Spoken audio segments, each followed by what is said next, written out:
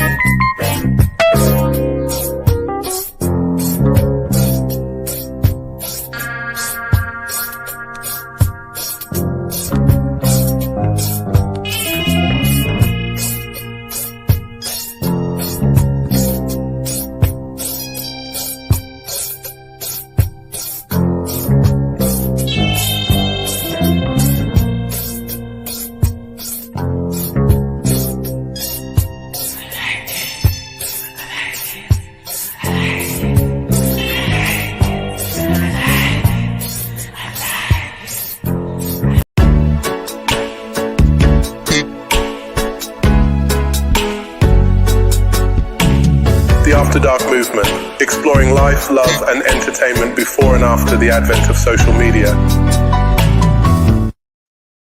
All right. Good evening, folks.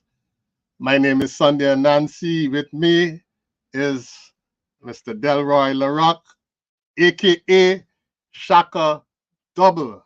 All right. This is the first episode of the After Dark movement. This is a collaboration between Reasoning Uncensored, Mr. Shaka Double, myself, the Chichester Group, and Talk of the Tongue Radio.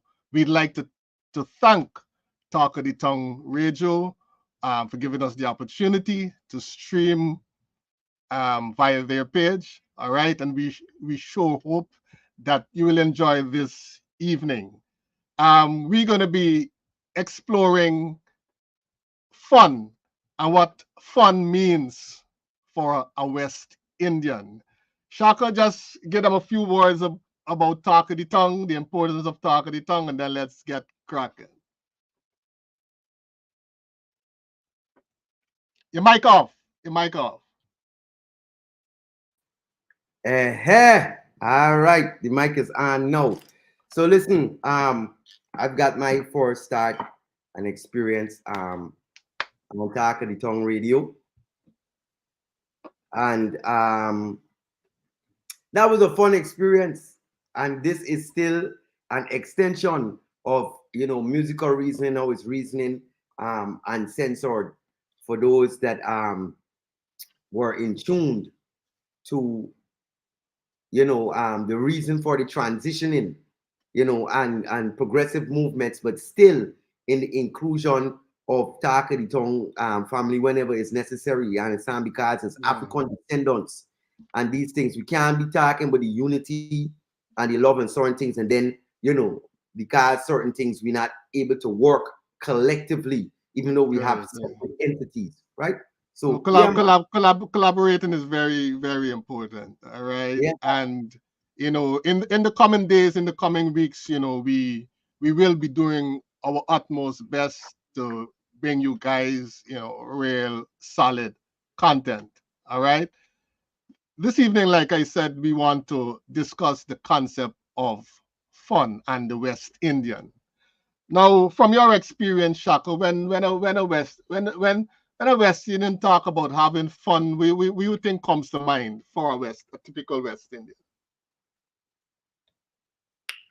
Well, here's one now. When we're talking about culture, right? And as far as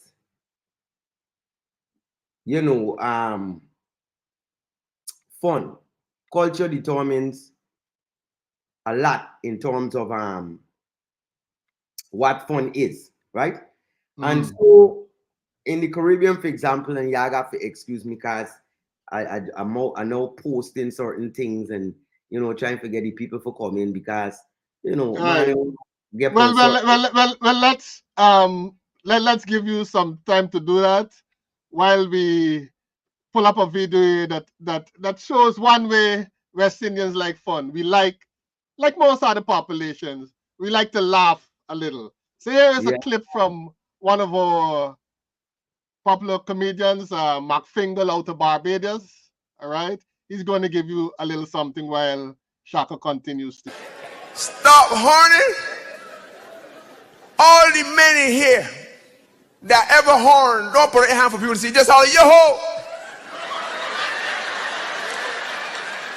And all the men who know them get horns and yo-ho. And your woman beside you will deal with you when you get home. I understand too that women with brown eye, this who be doing the horning. Let me look in somebody eye here and see. You take off them glasses, let me see there. Hey! You're from the West Indies. You don't know what horning?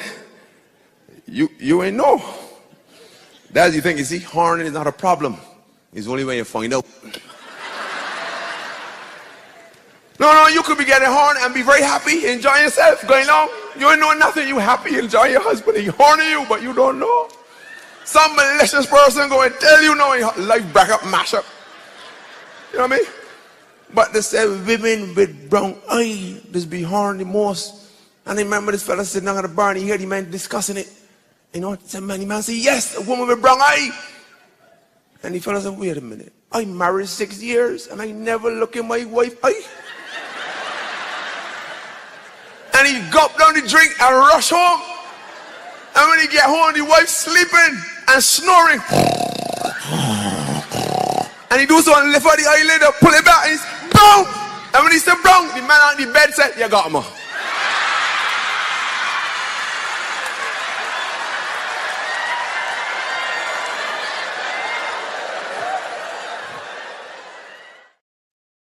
All right, that was Mark Fingal.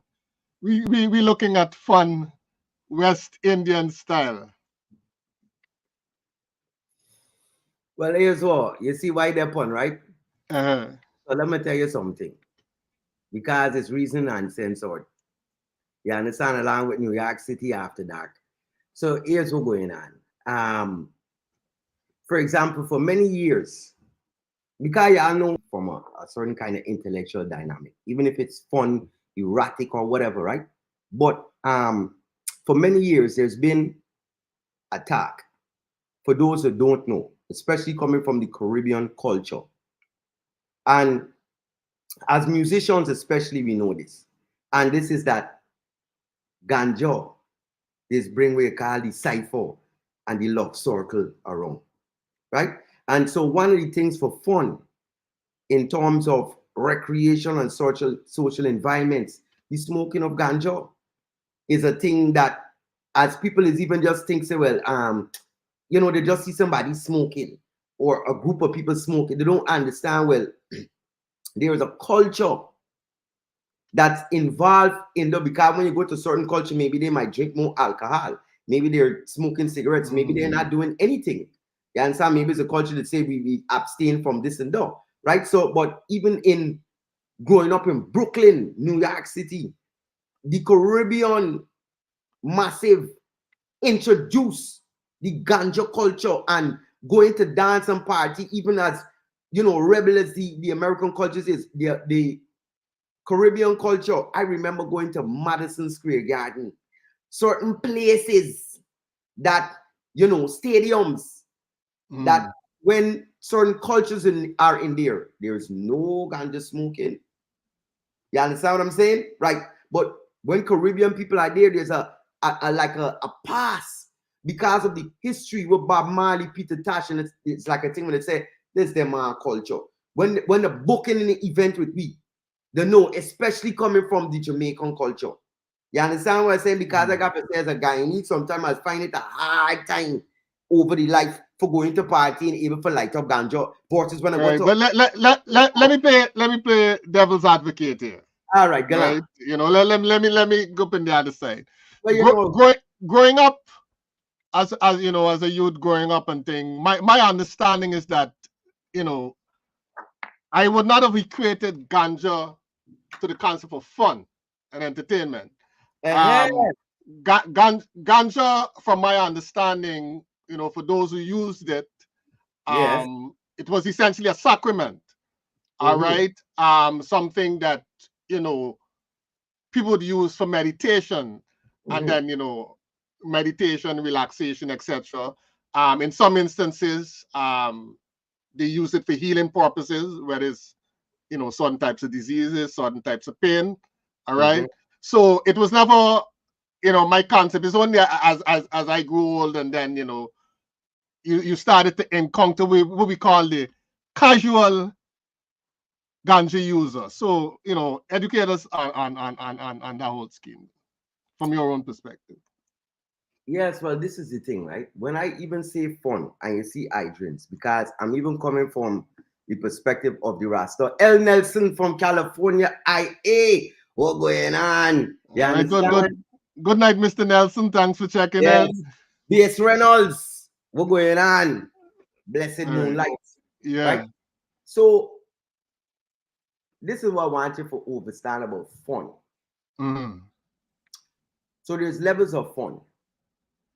And still to this day, this is the reason why we're on a podcast together.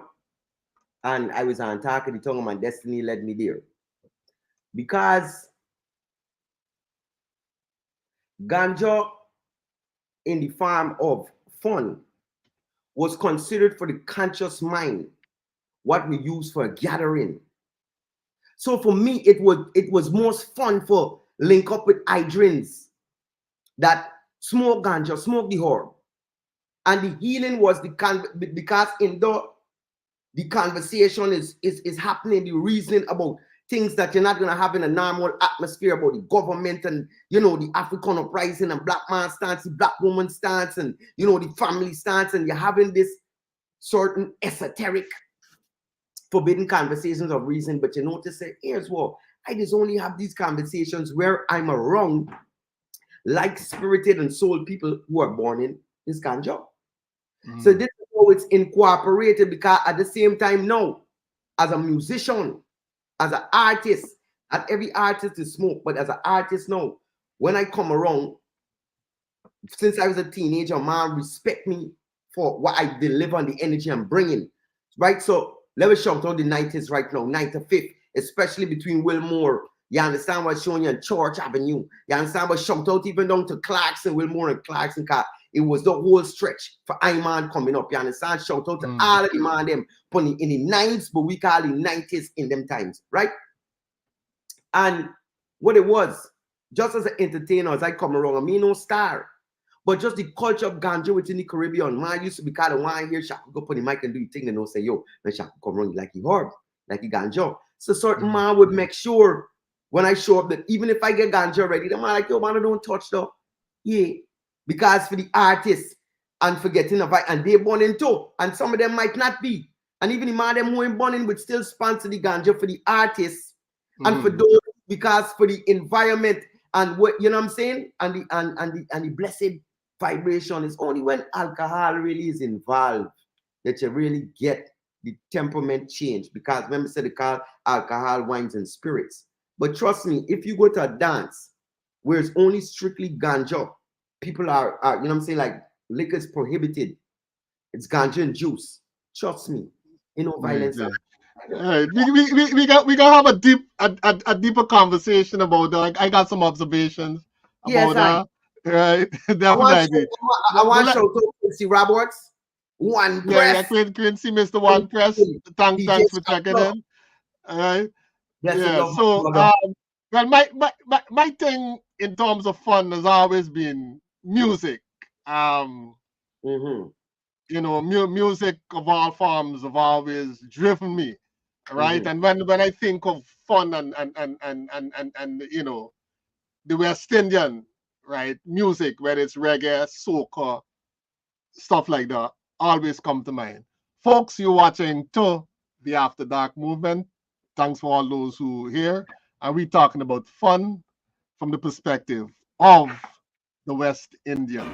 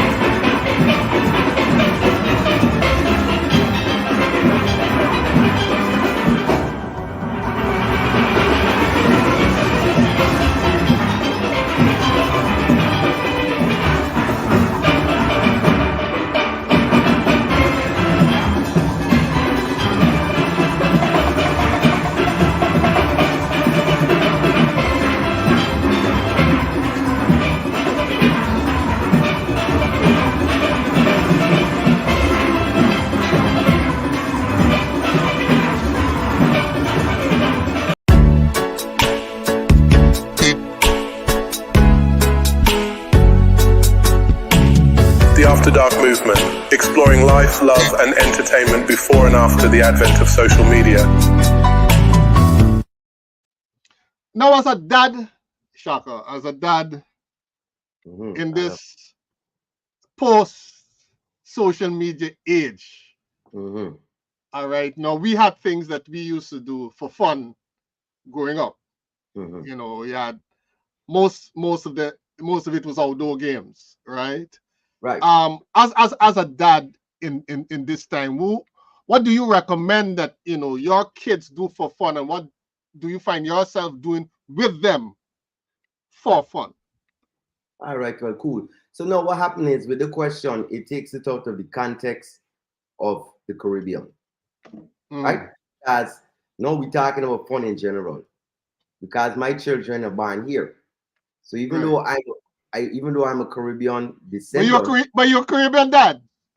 Right, I'm a Caribbean dad. You understand? A Caribbean dad, right? And I got to say that too because even my hair color and certain stuff, my locks in the Okay, good night, Marcia Gibbs. Thanks for Yes, taking in. good, blessed. Hey, listen, family. Well, hold on before I even go into this thing. Nancy, you got to bring the question again to me because this is just how I stay. My mind get a million All right, trillion. cool. Right, so here's what I want to do is to take this time to thank everyone for tuning in. You understand? To Reason After Dark and New York City After Dark, or New York City After Dark, Reason After Dark, in conjunction with Talk of the Tongue Radio. You understand what I'm saying? Blessed love to everybody who is live on the chat. I know that some people share comments and are interactive, but that does not mean that they're not ones behind the scenes who are also listening and participating. Blessed love, blessed moonlight to you, and also on behalf of myself and my co-host Sunday and Nancy. You understand? So, with that being said, what is the question again? The question, as a dad, what do you encourage your kids to do when it comes to fun, and what do you do with them for fun? Or would you say you're more the kind of parent who allows the child to, do the thing, essentially? Here's what. I spoke when I was on Talk of the Tongue Radio at the station on Musical Reasoning. No.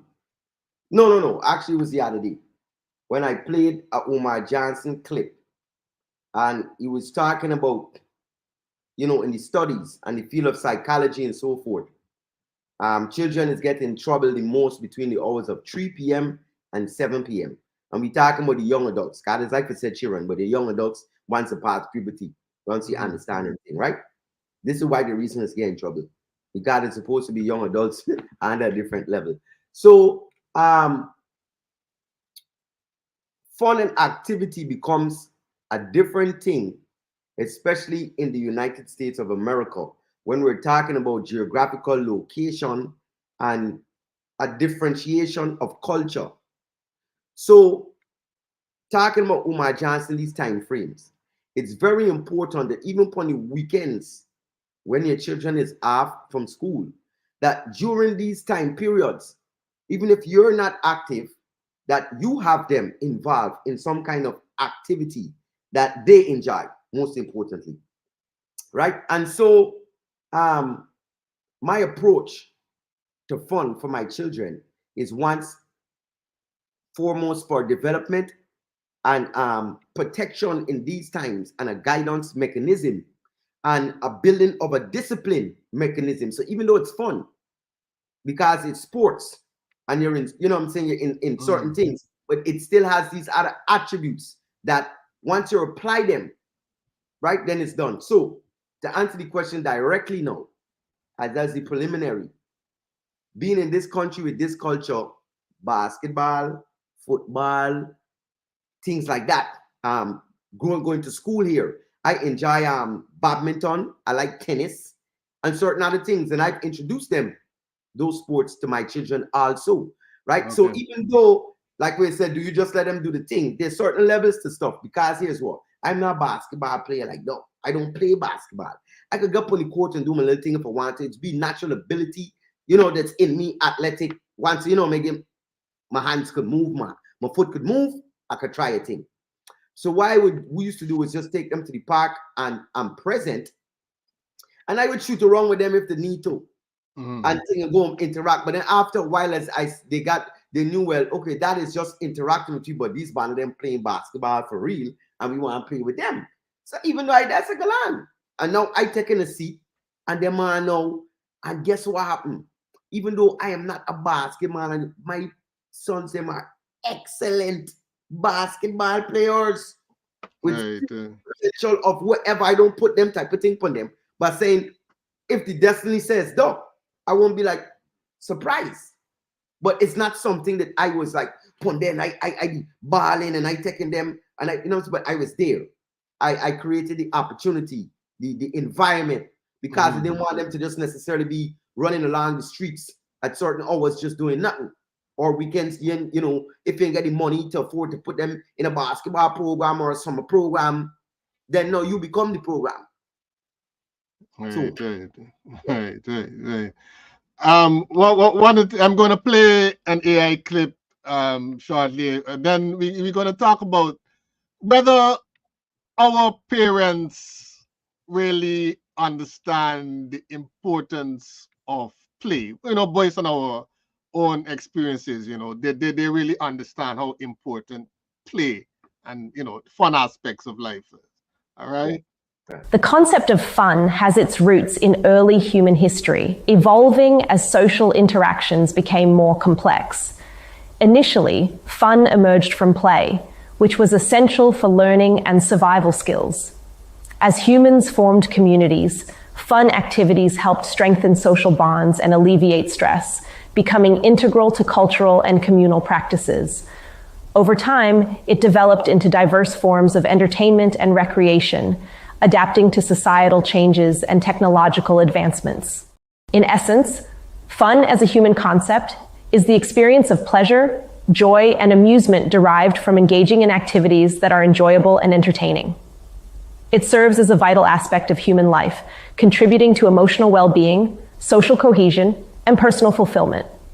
Whether through games, social gatherings, or creative pursuits, fun provides a necessary balance to the more serious aspects of life, enriching human experiences and fostering positive connections. Providing a necessary balance, you know, to the more rigorous aspects of life.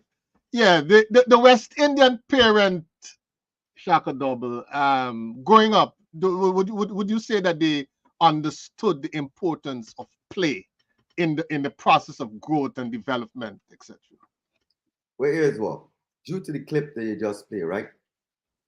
There was something, and I got to forget my pad. I usually get doing my show like a pad and a pen where I could write like some notes while things are being played. Because sometimes things just come to you while the visuals are being played. And so, from an Afrocentric perspective, and us being, thank you, baby, and I got to shout out, you know what I'm saying, my wonderful daughter, Classy B, Classy Born, you know what I'm saying? Blessed love. So, this is the thing. Coming from an African perspective, even when you're talking about fun, right? Because like I said, when I get ready for a reason, you got to get ready for a reason. Right now, today, we have fetes, festivals, and certain things, right? Mm-hmm. But what's the origin of that? This part of Caribbean fun. I know you asked a question about parents, but I'm going to this because this is history. Mm-hmm. And it's about the point of where our parents were due to the things that were stripped down from us. But if you go back into it, you would understand if why or not certain things were the way it was, right? So when you go into the African perspective, late night, you have a song that you have, and people might think it's just like an ordinary fun. It's like when the song Be Happy, and you have a song called Just Imagine, right? And I played it funny. But right now, I want you to have for just because imagination is part of reality. Because you could go back in it, you could go in the present, you go in the future. And you can make all those things relevant to your present reality, right? So I want you to imagine a time when there's no electricity, there's no thoughts of these things, but there's fire. Part of the development of what we call civilization, the African journey, which was all humanity's journey, but coming from the African perspective, and I'm going to say it again. You had to understand that let us mow down, cut down these trees and forestry to create a space, because if not, the animals and everybody else can be in here, right? So we do that. This part of the development coming from, they used to like to say the Caucasians them come out the Caucasus Mountains, but we also had a time being in mountains. Maybe not under the weather conditions and the harshness of the lifestyle, but we were in there too. Because when moonlight come down, you can't be on the outside. with the animals. Human beings had to find a safe haven. You have to study the history, right? So being, now you move on and understand, hey, when we deforest this thing, cut down this tree, create a safe space where these words come from. Fire was also one of the main things at nighttime have to be fully lit around, but especially for the gathering of us. This is how the gatherings start to come now from the outdoor fire. And you don't want the animals them for come in because you already make this drum. So imagine if you're in a forest and you're beating nights and you can't see who lurking behind the trees and coming in. It's not that. Intelligence, we're a part of human nature. We are nature too. It's a human nature. But human nature is connected to the universal nature, right? So when we tapped into that, we carved out a space, and fire, beating drum was nighttime because there's no light. There's no such thing as electricity. You understand? So what was fun in the concept of celebrating life, beating the drum, telling certain stories in the native tongue that were part of spiritual oracles, so to speak. And this is what later on turned out that we tried to keep the remnants that were in our DNA that even under captivity, but if we're going to find a way to report it because these people don't have a way for us to assimilate it in the original farm, we assimilate it and bring it forward with a culture upon the medium that they have, because the American culture and the Caribbean culture is based upon the colonial settings once the African was taken out, right? So therefore, what they're doing is fun, the party and how they do it. If we want to come and when we get in fun now and freedom and get back with drums, remember, said, ban me from these things. If you want to have a fun, this is when you just play the steel pan. Nobody history of the steel pan come in. Because when the drum was taken away, they said, all right, let me go to steel. Because the band the drum, the band the cow skin, the band the animal skin, and the tree. But let me do something with metal. And you understand what I'm saying, with the mineral, right? So a lot of the things that we're doing today, the point I'm making, coming from and even our ancestors, meaning our parents, part of the reason if they didn't understand fun and certainly come from the slave, because the pressure of work, sun up, sun down, no time for fun. Life is not a game. We end up, you understand? So if our parents didn't understand certain things, especially come from a Caribbean diaspora, then there was such. But let me close this with saying this. As much as we think of that, here's the benefits too. Like when just now I said what we said. You said in the Caribbean, me outside running around early on, right? Because, and there's the benefit with my children living here, growing up in an apartment, not necessarily in America. If you don't understand certain things and you're listening from outside the region, let me paint the picture. And you don't necessarily want to, not to say your neighborhood is the worst, but we there will be there and making the best of it. And so you might not want your children to go to the park right outside the street from the apartment building that you're in. And because this, you're living in apartments based on how this urban setting is, it's not like Guyana, where even if your parents and in the Caribbean, they weren't into necessarily this way to think about fun as playing your games and doing certain things. They didn't have to do that because all that says go outside. Because you could go outside and just run around, and they were able to supervise if they hear certain thing to come out. You understand? Neighbors, yeah, but that, you know, not cut in. I think there's a very interesting point in that growing up, you know, your parents want, whether they want some peace by themselves, whether they need to see you active, what it is, they just say, hey, yo, go outside and play. But it's not something that the parents would do in America necessarily. No. But here's what, this is the point. I'm glad that you said that, because I didn't even see the angle till you said what you were saying. In America, remember those hours that I mentioned Umar Johnson spoke about? Yeah, 3 to 7. Right? The parents are busy and working and certain things in the schedule, or might just even in get. In America, they're in the apartment. Remember, I'm saying the park next door and directly outside might not be the best environment, but because when you say Galang, go outside. In America versus the Guyana and the Caribbean, on certain levels, maybe today is a little different, but all the time, going outside means you're there in the perimeters of your yard. And if you touch the street and the road, you know you're going around the corner, or there's a certain level and it's safe and all right to go outside and play. In America, the parents, them on a certain level, will be like, go outside. On a certain level, the children are even, pardon stereotypes, we talking about certain things. If you deal with them putting outside, here outside, go outside, you end up having your children them there into things them when you're supposed to there into. And they even might be even not have the mannerisms and certain respect for, you know, the adults and certain things, because they're outside around their own youthful environment, creating their own environment and supervise. In this country is be a different thing versus the Caribbean. When they say go outside and play. You know, maybe these times might be different. Right. Faye Harris, Brandon Spencer, Tom. No. You understand?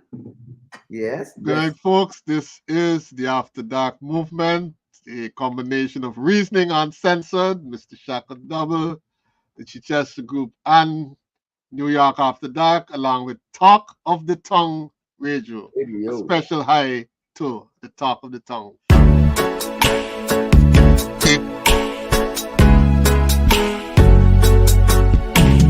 The After Dark movement, exploring life, love, and entertainment before and after the advent of social media. Someone knows they are actually having fun when they experience a genuine sense of enjoyment, pleasure, and engagement in an activity. This can manifest as feelings of happiness, laughter, and a sense of time passing quickly. Physical indicators like smiling, relaxed body language, and a general sense of well-being are also common signs of having fun. Signs of having fun. Mm-hmm. You know what? I have to say something, right?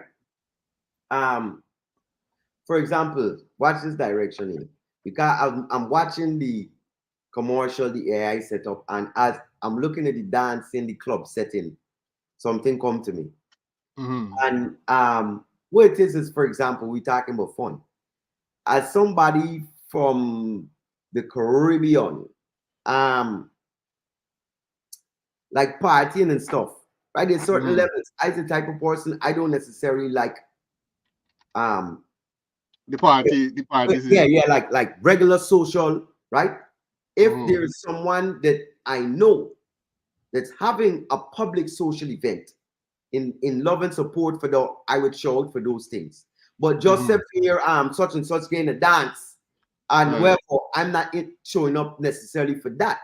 But what I like is more, I'm a man, you gonna find me at my brethren birthday party, or you know what I'm saying, like the house settings or a more personal settings. Even if you rent a space, it's not open for the public to come in and patron where they're amongst strangers. You know, there might be some strangers amongst each other, but it's a family invitation.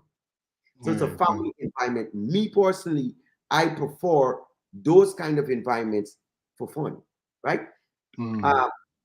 If you're talking about earlier when we grew up, when you say what you like to do, I did love chink and gum. If you're talking about and gum, if you're talking about childhood days, for me, right, and as simple as you know, those games song, those required skill, required a development of skill, you know, to play gum and chink about, you know, at a certain level. You needed a certain, you needed to develop some skills, well, you know. And here's what, let me drop a little jewel we can have for the next time for a reasoning.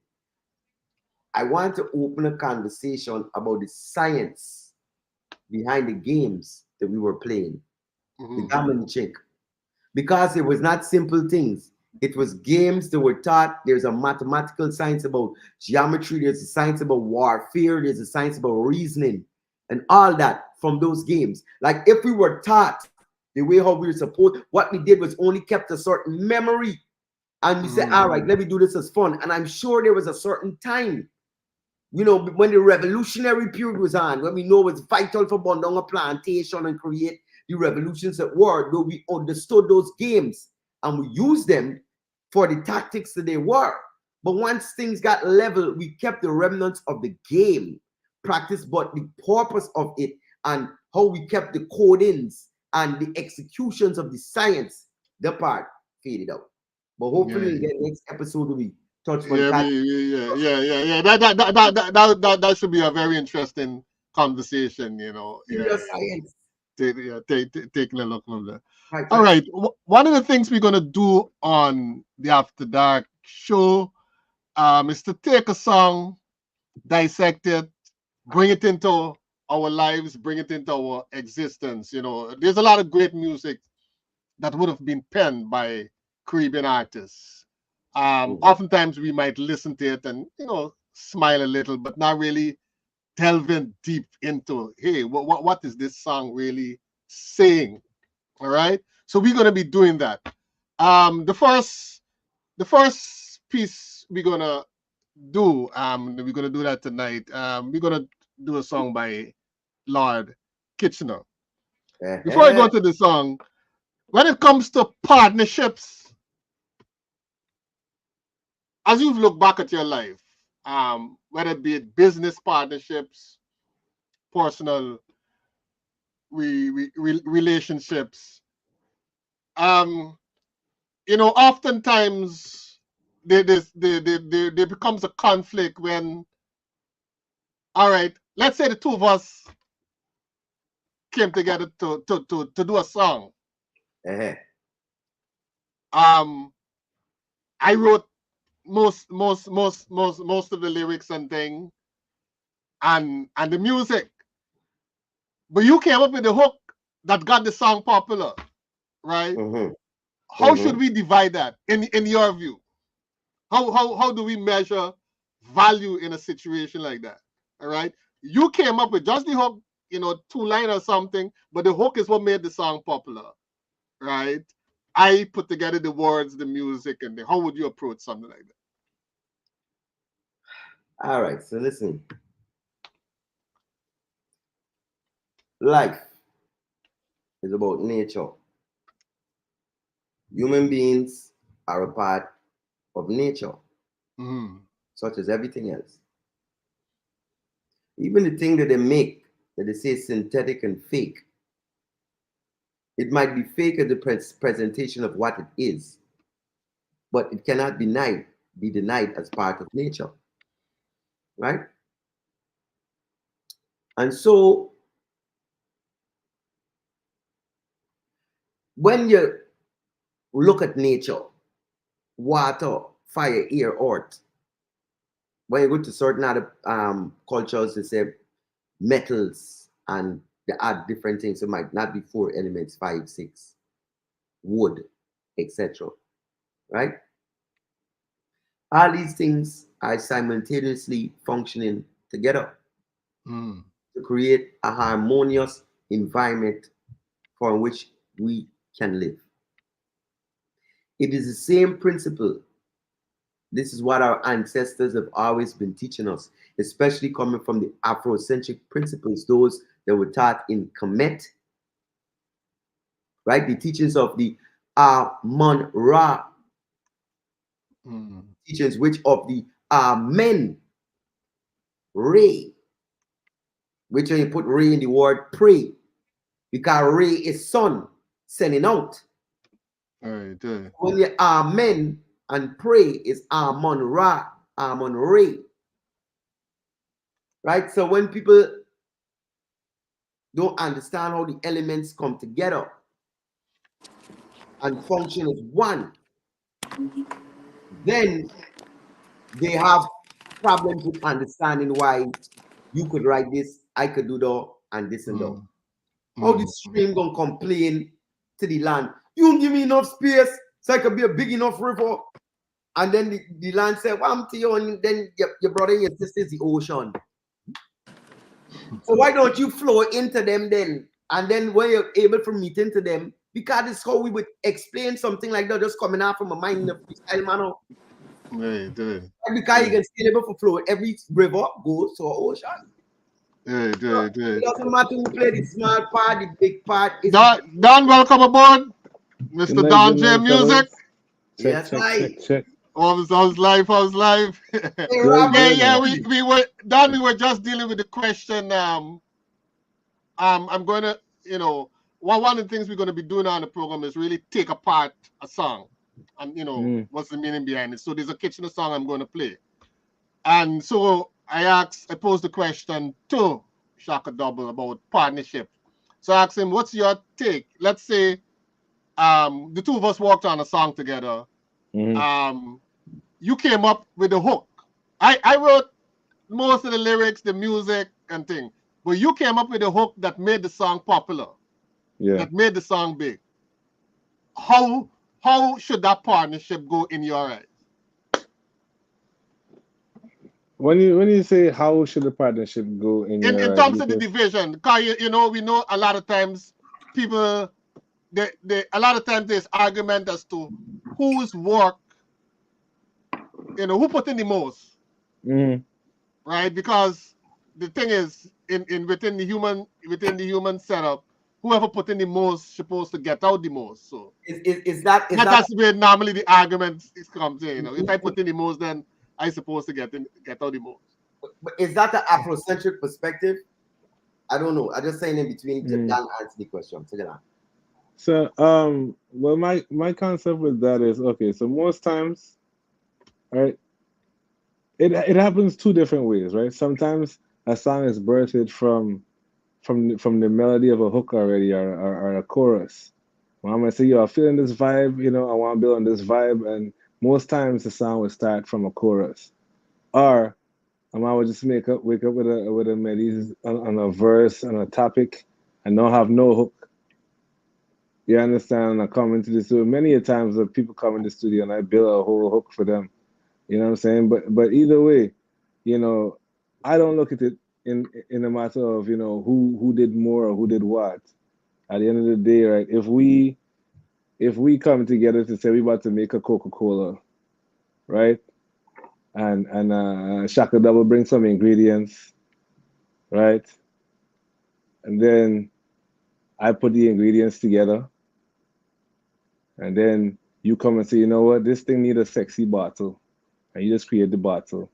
But all together, we create one product named Coca-Cola. So now, who's to say, what really did it? Because the Coca-Cola bottle in itself had a unique touch to it. So people used to reference the shape to women, and you know what I mean? It was a sexy drink, But what I'm saying is, at the end of the day, when we put brains together and to bring a finished product, it's the product that matters. So now, when we're dealing with split, now it's a different story. So let's say. So basically, you're saying that we should just look. We look at it. Look, we all contributed. Essentially, don't dwell too much upon the individual thing. We all contributed. So yeah, because everybody share equally. Everybody brings something different to the table that made it what it is. Because you could have the illest verse, and if the hook wasn't right, your verse got gone to waste. Your verse has gone to waste, right? You could have the illest hook, and then if the verses can't really carry the song, you know what I mean? So if we came together and we got a product, I feel like, unless, and it depends on, who really owns most of the stuff. Like if it's my track, all these things you gotta take into consideration. But if we're talking just on on lyrics and melodies, I don't think anybody gets a bigger, cut of the pie unless it's my song and I ask Shaka to come feature on my song. Then he would know that this is my song. You know what I mean? And you get a cut for this. But if me and you working on a project from scratch, or ever come to you with just like a melody, or and we end up building a whole song out of that, I don't see a reason why who needs to get a bigger cut or a lesser cut. Right. All right, let's listen to go ahead. I want to say something quick before you do it. You see, and y'all know me reasoning how I stay with my thing. from an Afrocentric perspective, right? Because a lot of times, and this is why I always say in my thing is the narrative and understanding that we should examine certain things the same way they examine any other group. But we must be able to see the narrative from our perspective versus what was introduced to us. Because if you want to make a change, then you could play a game with somebody knowing that you have a plan. But if you're playing and you ain't got no plan, then you're just going to get played, right? So what I'm saying is that we never had these things. Remember, and even tomorrow, y'all must tune into Reasoning Uncensored from 8 to 10 a.m. You understand? I got a Prince, some Prince clip on my plate tomorrow, where Prince is talking about we got into this thing not being the owners of it. So we got to understand who introduced the technology. When you talk about Negro spiritual hymns and songs and things that we were doing on the plantation, naturally that later on transcended into what we call gospel and blues, because there was no technology to record it and to exploit it. But we did not create the narrative in how this thing was supposed to be used. This is not saying, because we got to be wise and know how to deal with the present conditions that we're in. But if you have a plan for change, you will know self and know say, here's what. We get into this thing, we do splits and so forth or whatever. But when we used to do things before, we did it collectively, and maybe we need to do it under one company and certain things. And then residuals, instead of worrying about splits, the residuals that come from there, you say, well, all right, 50% goes to doing this in the community and and the other 50% gets split 25% between me and you. After the real thing is, you understand? So there's levels to approach besides being in the European frame of mind that put you against one another now. Because what happens if you're husband and wife and you sing together? What's supposed to happen? It's supposed to be bickering about who write the hook and who this and that. So it's the mentality, the approach of those who set those type of things. Let me play the game, but don't lose your tradition and don't have a plan for how to change the game. Right. But then, that's one example I give. Then, there's the everyday human nature situation. Let's go to Lord Krishna, and then we'll continue the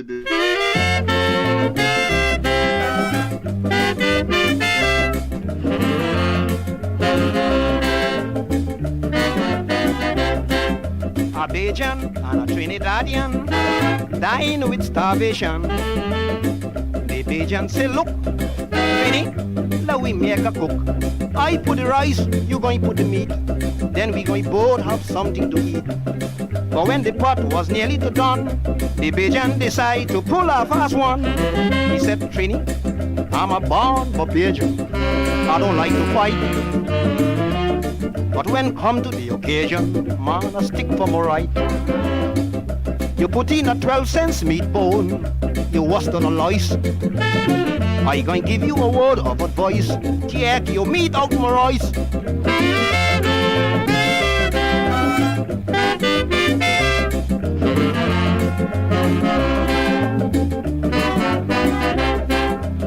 Trini got in a big rage. What wrong with you, bitch? I'm gonna tell you flat, bitch, I ain't taking that. When we was shopping, we both agreed the food will be cooked and shared equally. I put my last penny in this meat, and I ain't moving until I eat. Bitch, Trini, I'm a born Bajan. I don't like to fight. But when come to the occasion, man, I die for my right. You put in a 10-cent meat bowl. You think that is nice? Well, don't make me have to tell you twice. Take your meat out my rice.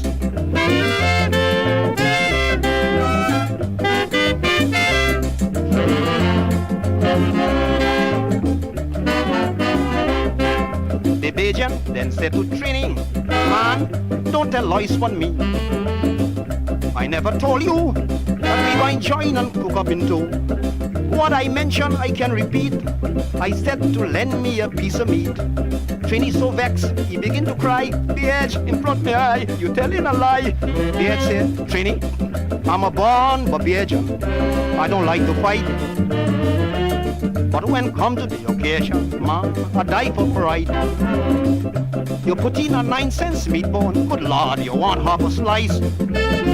If you don't want a Bajan ice, take your meat out my rice.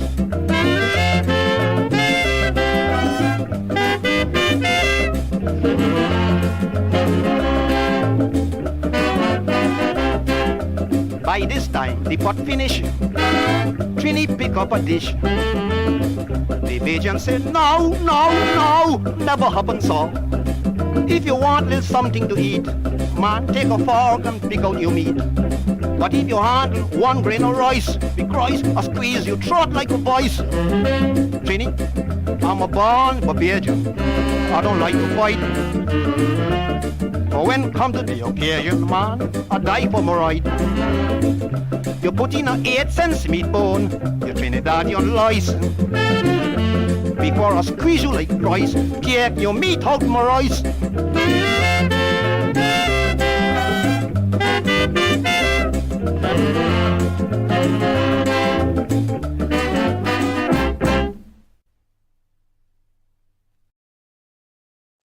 All right. Take your meat on the rice, Don. How I know this is the song you would have played. Well,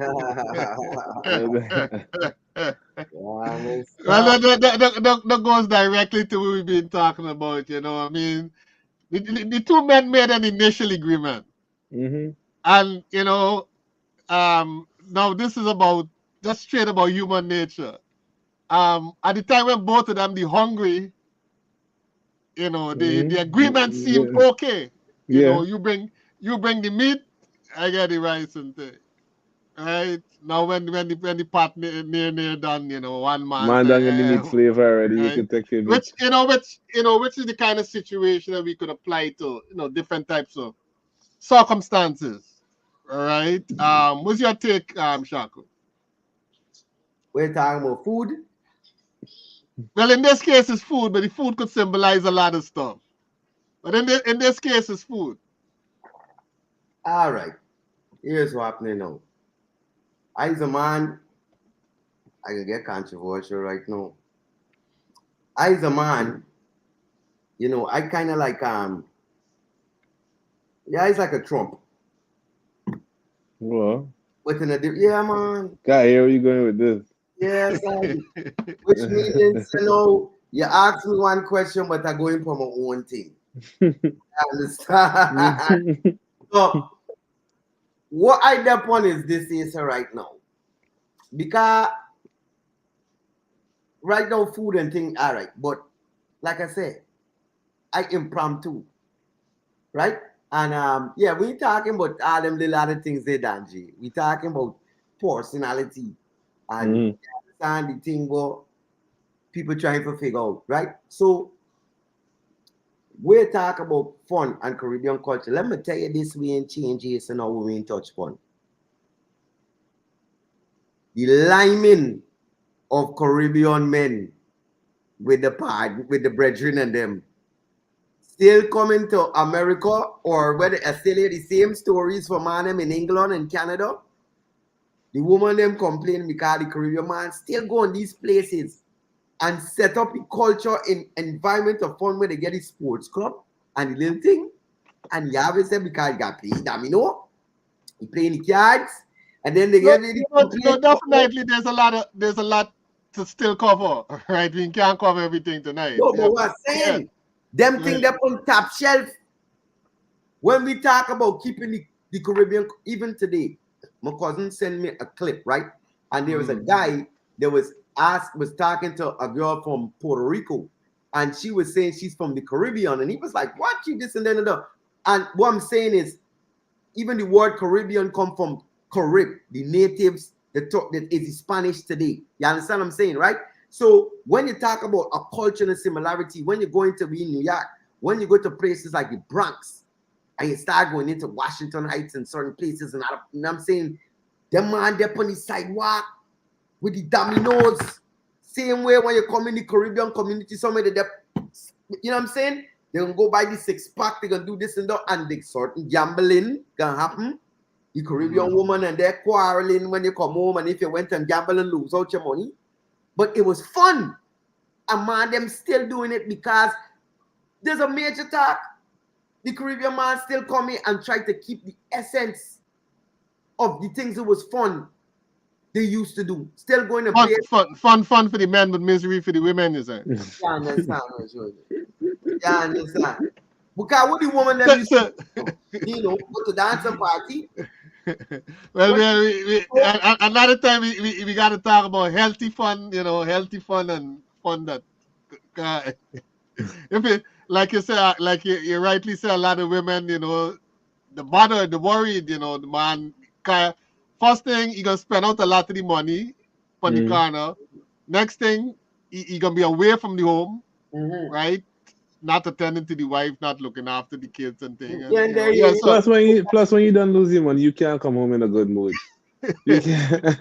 There's more problems. You vex and I vex too. Listen, you don't come in soapy. And when you're soapy, the thing is be a little, it don't be ropey. You know what I mean? Yeah? And it don't be jokey. When you come home looking for a little love up. You got for makeup like that. You come home looking for a little love up at the wrong time. You come in with bad news. Terrible. Yes, so in the morning, you're not going to tell the bad news then. In the morning time, so as a child, if you saw anything, listen, I'm telling you, you're then it's morning time because as a man, you ain't going to come in. You're going to play all the whole role, you're nice and everything. Yeah. You understand? You ain't getting into that. Tomorrow it's time for get the children money for go to school. Or it's a Saturday, because remember them thing, it could be a Friday night thing.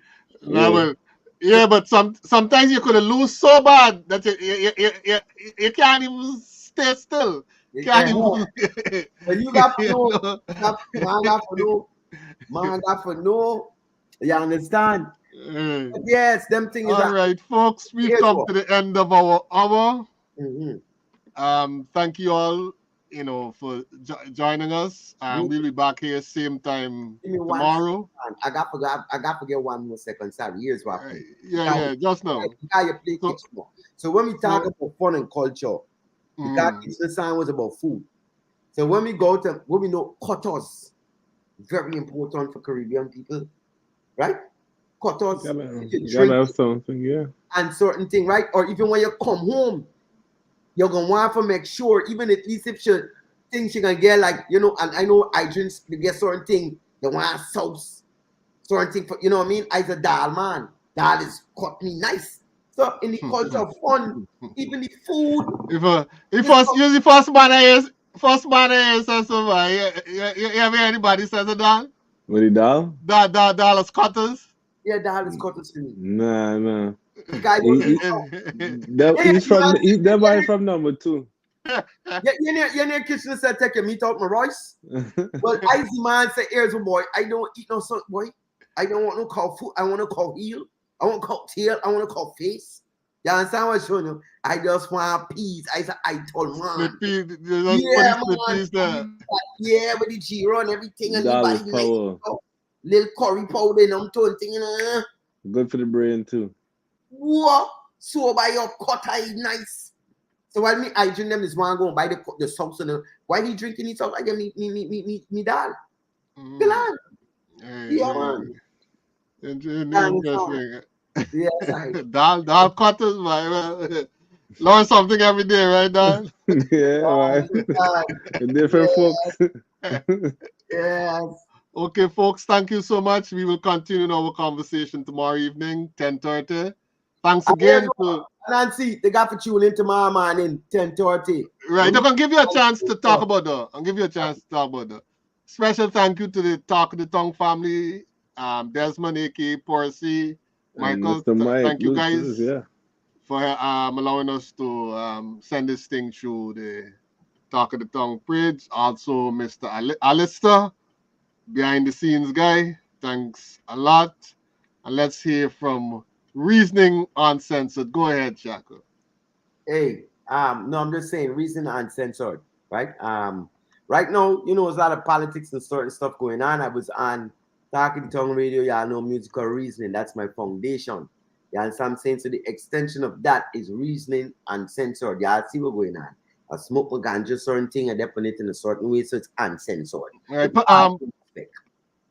right, Shaka, put the link into the conversation.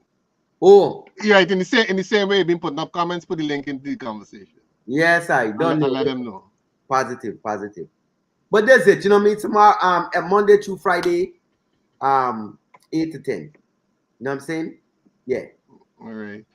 Don, you got something you want to say about anything that you got coming up, or? Yeah, man. This weekend, this Saturday, we got DJ GT Birth Night Party, and I'll be performing live, and the admission is absolutely free. So let me get that address for y'all real quick.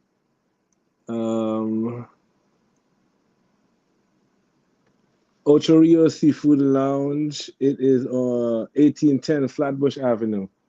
1810 Flatbush Avenue at the Ocho Rios Seafood and Lounge is the big DJ GT Birth Night Bash. Admission your camera gone, Don. Okay. Yeah, because I was looking for the flyer. But I'm back. Admission easy, so y'all already know. Come out and support my boy GT. You know, he's a big supporter of the Guyanese music movement. So in support of that, I'll be there definitely performing for you guys live, you know, only for DJ GT. So y'all come out and you know what I mean, y'all can come out, have a great time. He has a great lineup of DJs, you know what I'm saying? And definitely a live performance from Don J. So y'all can come see me this Saturday at Ocho Rios Seafood and Lounge. Yeah. All right, folks, that will do it for us. Thank you all for joining, and we'll be back with the After Dark movement tomorrow, same time, same place. Tomorrow I'll be on time. Yes, sir. All right, and we have the link up for the Reasoning Uncensored tomorrow at 8 o'clock. All right. Yes. Thank you, and we are out.